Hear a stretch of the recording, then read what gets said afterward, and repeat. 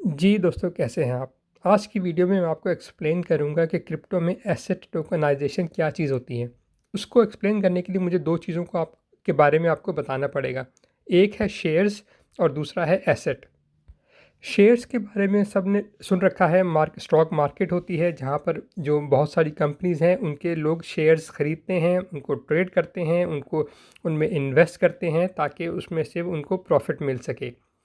फ़र्क ये होता है शेयर्स के अंदर कि वो किसी न किसी कंपनी के होते हैं। आपने बड़ी-बड़ी कंपनीज़ के नाम सुन रखे होंगे, जैसे एप्पल है, माइक्रोसॉफ्ट है, गूगल है, फेसबुक है और बहुत सारी कंपनी दुनिया में लाखों कंपनी हैं जिनके शेयर्स लोग खरीद सकते हैं और ट्रेड कर सकते हैं या जैसे मैंने कहा इन्वेस्ट कर सकते हैं।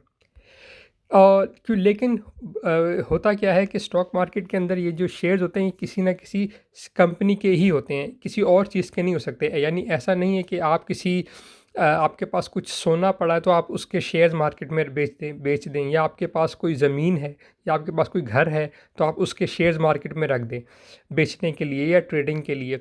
जो शेयर्स होते हैं वो किसी न किसी कंपनी के ही होते हैं।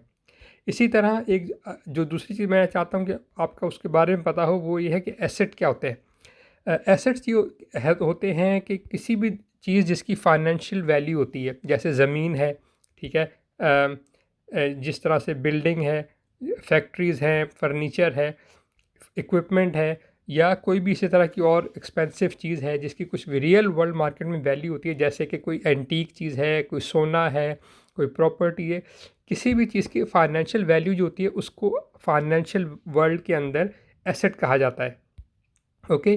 तो अब आपके सामने दो चीज़ें आपको मैंने बताई कि शेयर्स क्या होते हैं। शेयर्स ये होते हैं कि किसी भी कंपनी के शेयर्स लोग खरीद सकते हैं ताकि उनको उसमें इन्वेस्ट उससे प्रॉफिट लेने के लिए, और फिर लेकिन वो किसी कंपनी के होते हैं। और दूसरी चीज़ क्या है, एसेट्स क्या होते हैं। अब हम आते हैं कि असल में हमारे जो जो जो टॉपिक टोकनाइजेशन का, यानी एसेट टोकनाइजेशन का, ये क्या चीज़ है क्रिप्टो के अंदर। जैसे मैंने अभी आपको बताया कि कंपनी के शेयर्स होते हैं और आप अपनी किसी भी चीज़ के शेयर्स नहीं बना सकते, लेकिन क्रिप्टो के अंदर अब ये चीज़ पॉसिबल हो गई है कि आप बहुत सारी और चीज़ों के टोकन्स या शेयर्स बना सकते हैं। इसका मतलब ये होता है कि जो भी चीज़ होती है जिसकी कुछ रियल वर्ल्ड में फाइनेंशियल वैल्यू होती है, ठीक है, उसकी एक डिजिटल कॉपी बनाई जाती है ब्लॉकचेन टेक्नोलॉजी के अंदर। और उस टेक के जो कॉपी है उसके फिर आगे से टोकन्स बनाए जाते हैं, ठीक है। वो टोकन्स कितने होते हैं किसी भी चीज़ के डिपेंड करता है कि उस चीज़ की अपनी फाइनेंशियल वैल्यू क्या है, और उसके जो टोकन्स बना रहे हैं वो कितने टोकन्स इशू करना चाहते हैं, वो सब एक अलग इशू है। लेकिन जो टोकन्स होते हैं वो उन चीज़ों के जो एसेट्स होते हैं, जो भी वो कुछ भी हो सकता है, जैसे एंटीक्स हो सकते हैं, ठीक है, वो आपकी लैंड हो सकती है, ठीक है, वो कोई टेक्नोलॉजी की चीज़ हो सकती है, वो गोल्ड हो सकता है, कोई इस तरह की मेटल हो सकती है, प्रेशियस मेटल जिसे कहते हैं, वो कोई प्रॉपर्टी हो सकती है, जैसे मैंने कहा कोई घर है, कोई बिल्डिंग है, किसी भी चीज़। ये सब एसेट्स हैं, रियल वर्ल्ड एसेट्स। इनके जब डिजिटल इनकी कॉपीज़ बना के इनके जब टोकन इशू किए जाते हैं तो इससे ये फ़ायदा होता है कि बहुत सारे लोग जो चीज़ों को ख़रीदना चाहते हैं, लेकिन वो किसी भी चीज़ को ख़रीद नहीं सकते क्योंकि वो बहुत महंगी होती है। जैसे हम जानते हैं, अगर आप कोई प्रॉपर्टी लेना चाहते हैं, इसके लिए आपको बहुत ज़्यादा पैसे चाहिए होते हैं। कोई एंटीक्स लेना चाहते हैं, नॉर्मली ये भी जितनी वैल्यू ज़्यादा होती है उसकी, वो बहुत उतना ज़्यादा वो महंगा होता है। तो ये चीज़ें आप पूरी एक साथ नहीं ले सकते। तो ऐसे जो टोकन्स होते हैं, तो आप उसके कुछ टोकन ले सकते हैं। जैसे आपने किसी मिसाल के तौर पे आपने किसी चीज़ के 10 टोकन ले लिए, ठीक है, आपने किसी चीज़ के 100 ले ली, किसी के 1000 ले लिए। तो जितने टोकन आप ज़्यादा लेंगे उतनी आप उस चीज़ की ओनरशिप भी आपके आपके पास आ जाएगी। उसी तरह आप चाहते हैं, बिल्कुल जैसे शेयर्स के साथ होता है स्टॉक मार्केट के अंदर, आप चाहें तो उसको उन टोकन्स को इन्वेस्ट करके अपने पास रख लें लॉन्ग टर्म के लिए, ठीक है, 5 साल के लिए, 10 साल के लिए, या इससे भी ज़्यादा, हर एक की अपनी मर्ज़ी होती है।